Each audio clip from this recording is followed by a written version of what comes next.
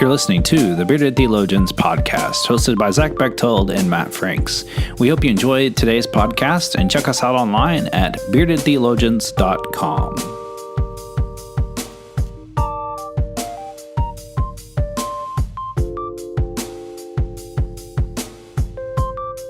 You're listening to the Bearded Theologians, hosted by Matt Franks and Zach Bechtold. And today we have a very special guest with us. We have Josh Pulver, who is the director/manager at Egan Camp and Retreat Center in Oklahoma. And we have him on. He's going to tell us a little bit about camp and what they're doing out there at Egan. And so Josh, tell us a little bit about yourself, and we'll go from there.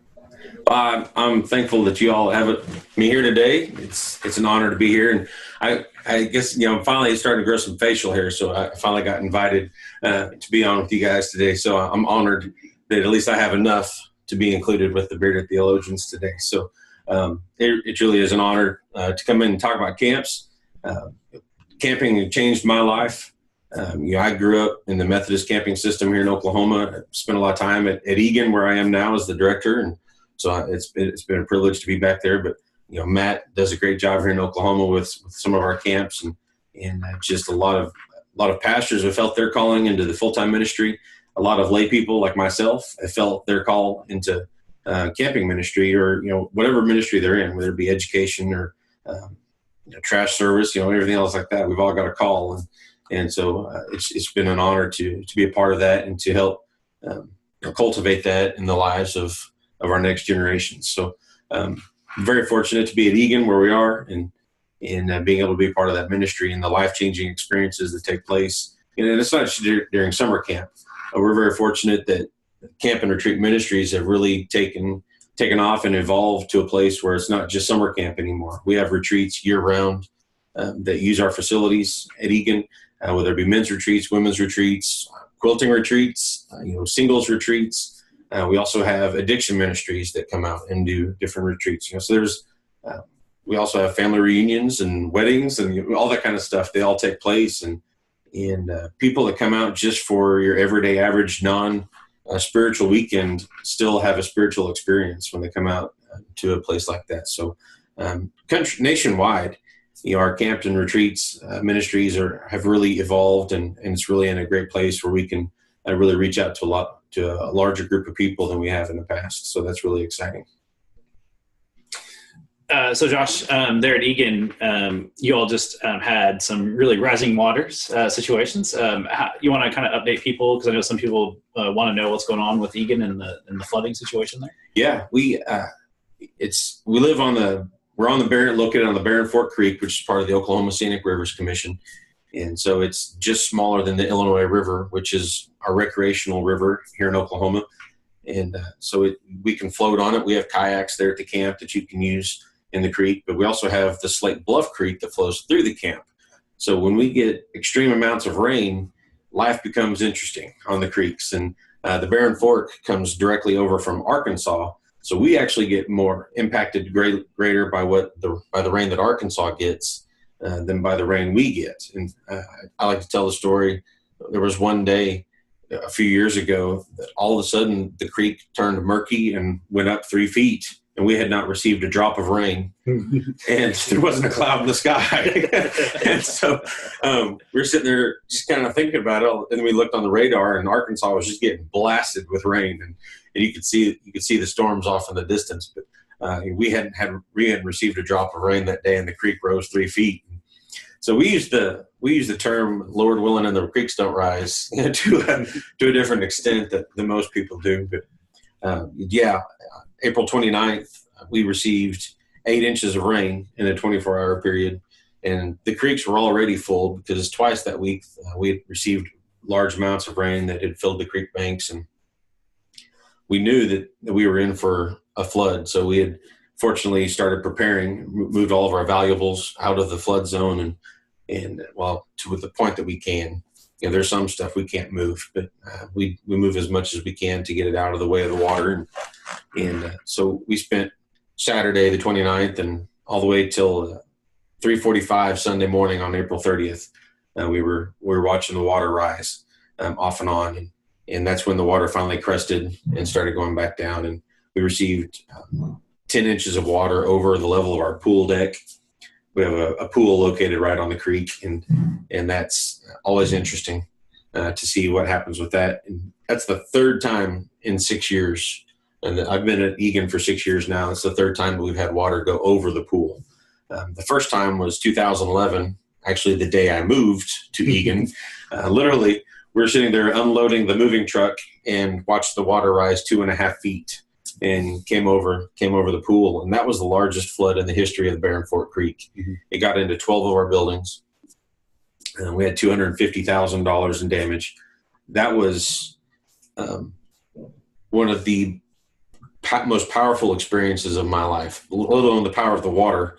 But here we are a month from summer camp.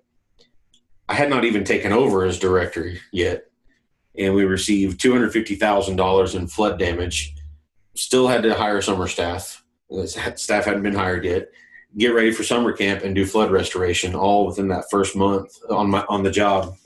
And I was 28. I took over as director the day before my 29th birthday. So it was baptism by water, definitely. And we've joked about that time, from time at different times, but living on the creek, it really is interesting. The water comes up and it goes down really quick. And we were very fortunate this time. The water did not get into any of our main buildings, into our cabins. Got into our pool again, but most of our damage was along the creek bank. So we're very fortunate. We know it hit some people a lot harder than it hit us, and our prayers are with them, but we were very fortunate this time. To put it into perspective for some of our listeners, out in New Mexico, 6 inches or 8 inches of water at once, that's a lot of people's annual rainfall. You're right. We get that all year, and so the danger that we have in this area, especially around camp and things like that, are fire danger. And so we can empathize on that end of, just watching things happen, watching floods come in, watching fires pop up, and not being able to do a whole lot until it's over. And so as you guys kind of continue to recover from this, is there any lasting damage and recovery that you guys are going to have to do as you kind of move long term? Yeah, and you're right. There gets to a point, and that's what we do with the waters now. We prepare the best we can, and then it's literally you just sit back and watch, because there's nothing you can do to stop it. We try, and so it really is just kind of watching the power of nature do its thing, and it's interesting. What we're trying to do, we're trying to make changes as we go along to the creek banks through the camp. Because that's where most of our damage is taking place, is in the small creek actually going through our camp. And so being able to add some new retaining walls to help shore up the creek banks, making sure that things aren't built in an area where they'll get damaged. Those are some things that we can do long term to try to help that situation. We have one low water crossing next to our tabernacle that it's a large concrete crossing with concrete tunnels in it. And that literally it's a dam for gravel. And so as gravel is flowing through, it stops all the gravel. It's probably 4.5 feet tall from the bottom of the crossing to the top of it. And we had that all cleared out nice and clean. And so water could flow right through it. And now you can just drive straight across the crossing and you hardly even know it's there because the gravel has covered it up. So that's an issue for us. At some point, we need to be able to remove that low water crossing and put in another bridge downstream just a little bit so that we can still have access to the backside of our camp, but we don't have that structure stopping the flow of gravel so that it will go ahead and get out of the camp. Because what that also does then is it creates erosion when it's going over the crossing instead of going underneath it, creates erosion around the banks. And it has destroyed 40 feet of retaining wall over the last couple of floods, and it's starting to eat away at that creek bank right up next to our tabernacle. So we have some concerns like that long term that we really need to take into consideration and address as we move forward. Our pool is one of those things that we don't have another location to move it. It's in a great spot technically for for where we are and what we have, we have to deal with the water getting up close to it or going over it from time to time. We've talked about possibly doing a retaining wall around the pool, a 4-foot retaining wall around the pool to keep water out in flood stage, and still having we can do some steel gates we could be shut off to keep the water out during flood time and still have access to the pool. So we're looking at some things like that to help us keep from having to continually drain the pool and clean it, because especially before this flood, we had it ready to go. It was ready to swim in, and we were excited because we had a donor purchase a pool cover for us this past year, so we didn't have to put new water in. We just took the cover off, chlorinated it, vacuumed it, and it was ready to go. And we were really excited because the water was actually fairly warm compared to normal. So our lifeguards next Monday are going to have a rude awakening when they jump in that water for the first time. Right. It's going to be pretty cold.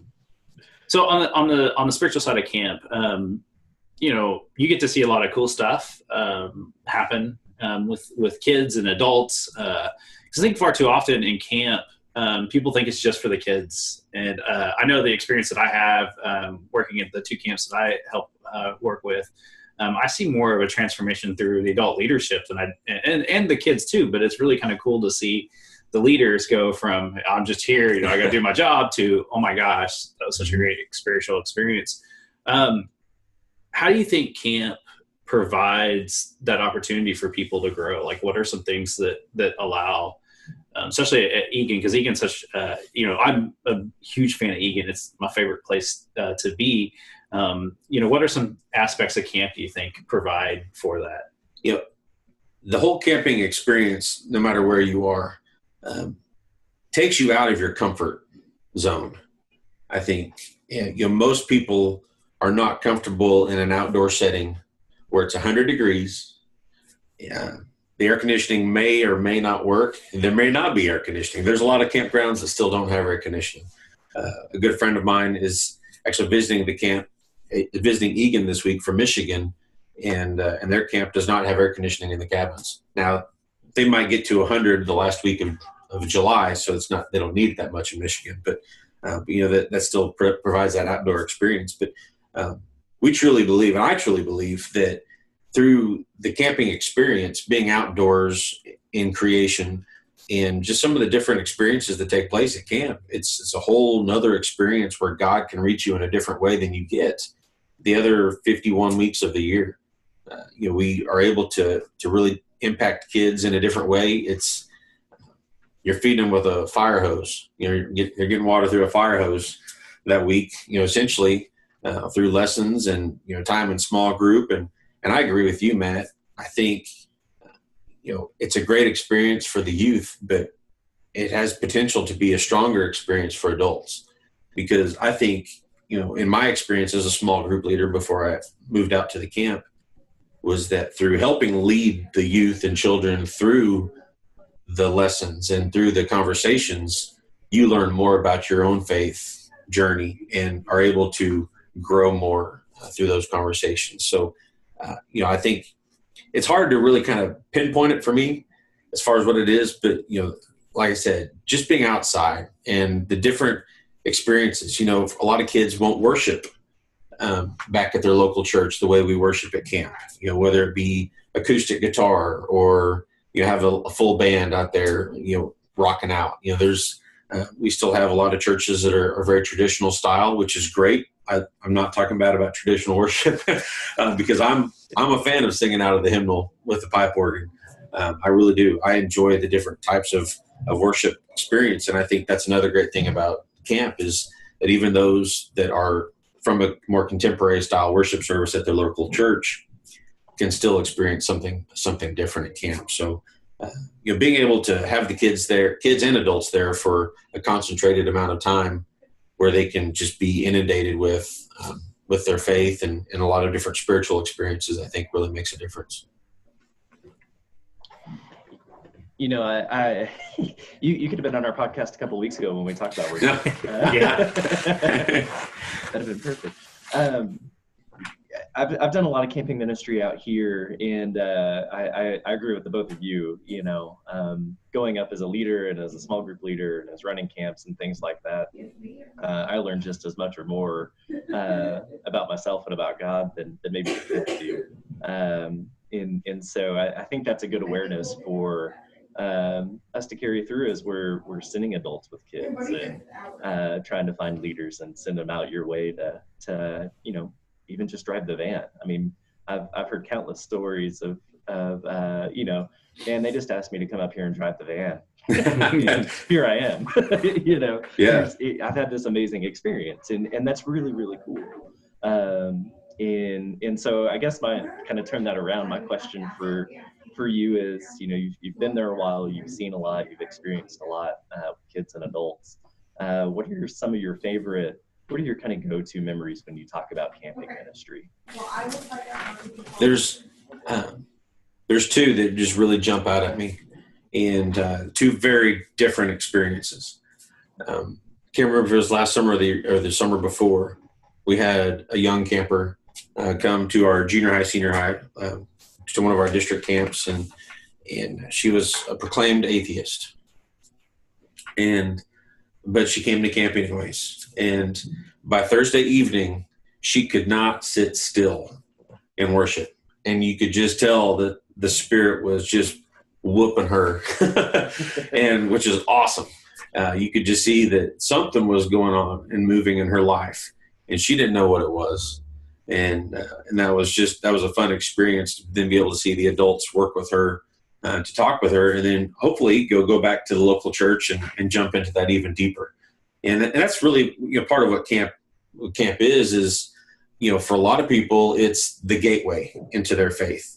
A lot of people come out to camp without any relationship with Christ, and it's such an awesome experience to see them gain that through their time at the camp, and then be able to go back home and work on that and develop that even more. So it's always fun, especially when you recognize the kids and see the kids from year to year, to see how they're growing, not just spiritually, but even just in maturity in their own life, to be able to see how they mature and grow each year. There's several that I've now that I've been there 6 years, I've seen several campers from 7th grade through graduation now, and that makes me feel old.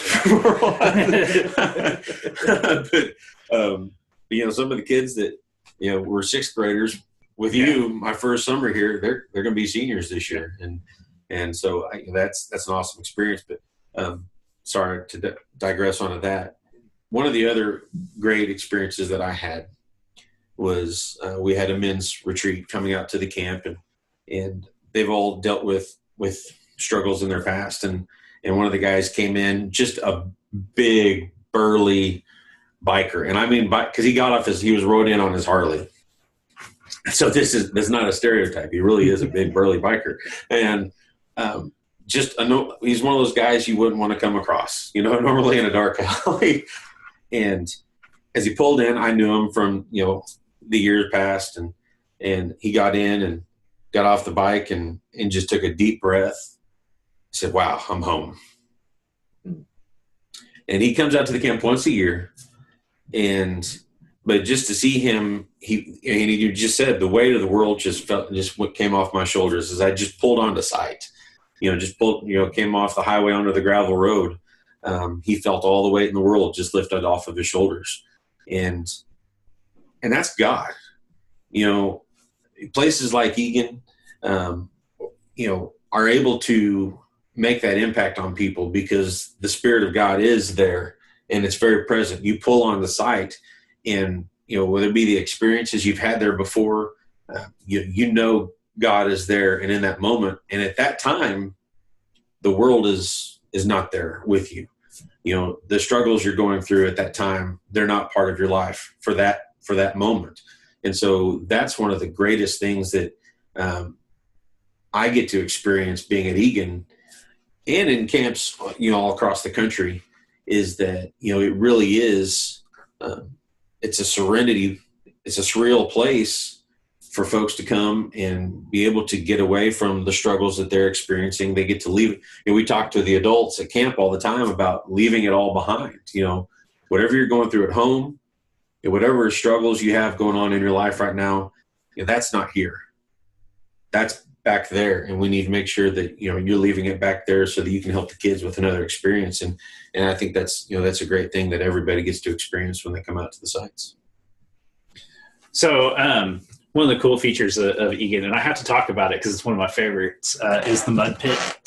Yeah, you should see this guy in the mud pit. It's camp provides not only the spiritual aspect, but it also provides the fun. The mud pit, at least my experience the last few years with kids, and I've been at camps through it with all different ages, is it's fun watching them. Like, you can tell some of them that getting in a mud pit on a normal day wouldn't be their thing, but the moment that they go to camp and they enter into that mud pit, you can tell that they're having the time of their life, and it's something that they won't experience anywhere outside of their normal everyday lives. And I think that that's what camp really provides more than anything, is it takes us out of our ordinary and brings us into something that is at times uncomfortable. I mean, I know, like, our young adult retreat, and you've made this comment, we have an interesting cast and crew that always comes, and every year it's been different. But every year it seems like by that evening, we come together as one, and have great conversation and great discussion. And I think that when camp, one of the things that camp does more than anything is that it provides a space that the church and the normal world really can't provide. And I think that's, to me, that's the important part for camp, and that's why we need camp. That's why, I'm a big pusher of camps in any church I've ever served. I've always tried to make sure that we get kids to camp, and so as we think about that, we want to encourage the churches that no matter what denomination or whatever, know that in most states there is a United Methodist camp available for them that would love to take them, no matter where they're at on the journey, and help you grow. I know I was looking at New Mexico's camp situation the other day just to see what they offered.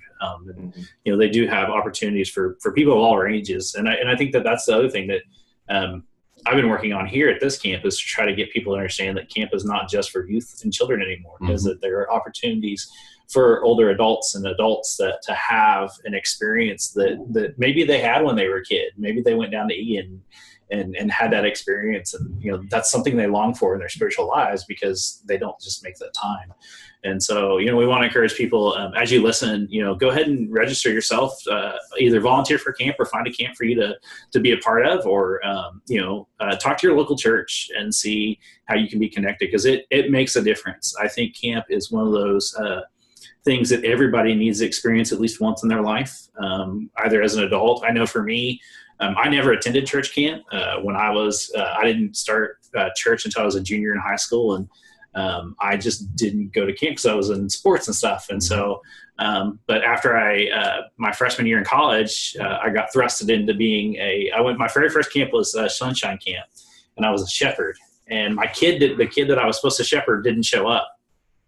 And so I stuck around for the weekend, and then I ended up being there for the whole week for our district camp. And it made a profound experience on my life, so much so that I want to make sure that everybody at least attempts to have that experience. And so, Josh, we want to thank you for your time. We know you've got a busy schedule with getting ready for camp and all the stuff that you've got going on. And we want to encourage our listeners and our those that are listening either through our podcast, through Apple or Google Play, or actually watching the YouTube video. We want to encourage you to get connected with the camps. And, if you ever get a chance and you're out in Eastern Oklahoma, come over and see Egan. And Josh will show you around. He's got a great little vehicle that'll take you around on, and it's just a great experience. And we encourage you to get connected into your local camps. And so don't forget to check us out online at beardedtheologians.com and pick up a mug or all that good stuff, and like us and share us and help us get all of our stuff out there. We don't have near the cool swag that Egan does yet. But, that's awesome, though. I mean, that's good stuff right there. We're getting there. But check out your camps. For the Bearded Theologians, I'm Matt Franks. I'm Zach Bechtold. Thanks for checking us out. Thank you for listening to the Bearded Theologians podcast. We hope you've enjoyed listening, and we hope that you share our content online through Facebook and social media, and we hope that you check out our Beardcast store at beardedtheologians.com and pick up some great Bearded Theologians gear. We hope you have a good day.